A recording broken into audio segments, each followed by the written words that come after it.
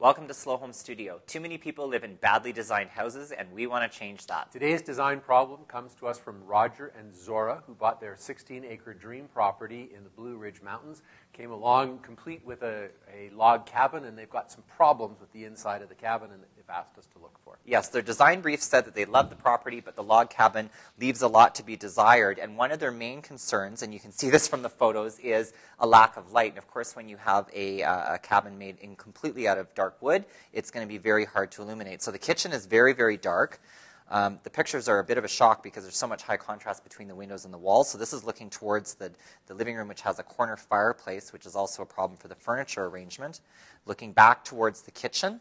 And then this is the last view of the dining room, and there's the view, or the doorway out into the mudroom. So yes, some light issues in here, but there's also some plan issues as well. Yeah, and I think it's the organizational issues that are particularly critical to look at. And really, I think it has to do over in this area. The kitchen is a priority, as Roger and Zora said. And I think that in addition to the kitchen itself, it's also this door and the access into the bedroom. Because having the main circulation into the bedroom coming around like that with a pantry over here really isn't ideal, because it really makes all of this part of the house not function very well. It is an odd way to get into the bedroom. And what we were thinking about is if we were to just change the location of the door to the bedroom. It's interesting because we've got this area over here where the stair is, and it would seem to me that that would be a more logical place to site the door into the bedroom. You could place it like that because you're in that sort of circulation vestibule zone. And then what that would allow is it would allow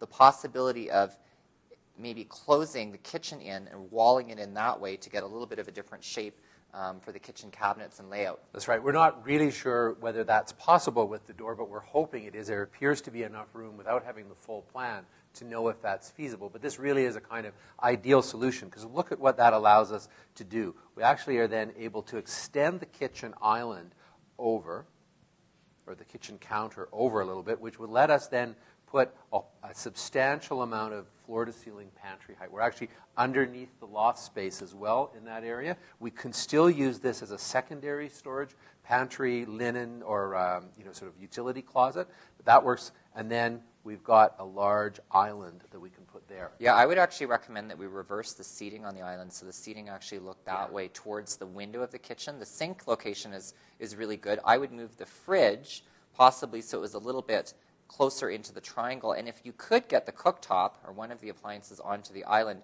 that would give us a really good appliance triangle that way, like that. Right, and what it does is it then says, okay, the kitchen, it's going to bring a piece of tracing. The kitchen then takes this amount of space. We've got our dining room here, living room I want to talk about in a minute, and then we've got some circulation that takes us there both to the stair up as well as into the bedroom.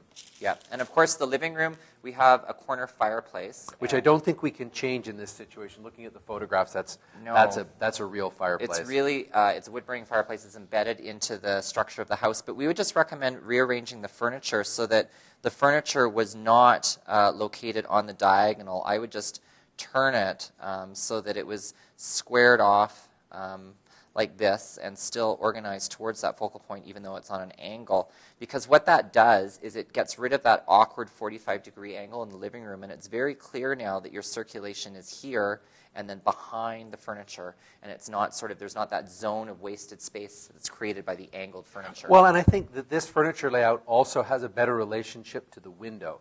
And given that the windows are very precious, light is very, very precious in this space, we really want to try to maximize that. And I think by having that, the furniture there, it's just a little bit closer to the light. So we'd like to hear what you guys have to say about our proposals for Roger and Zora's plan. We're going to do a better version of this and post it to our site. And of course, if you have a design problem and live in a badly designed house that you want John and I to look at, you can post your sketches of your plan to our site as well. See you next time.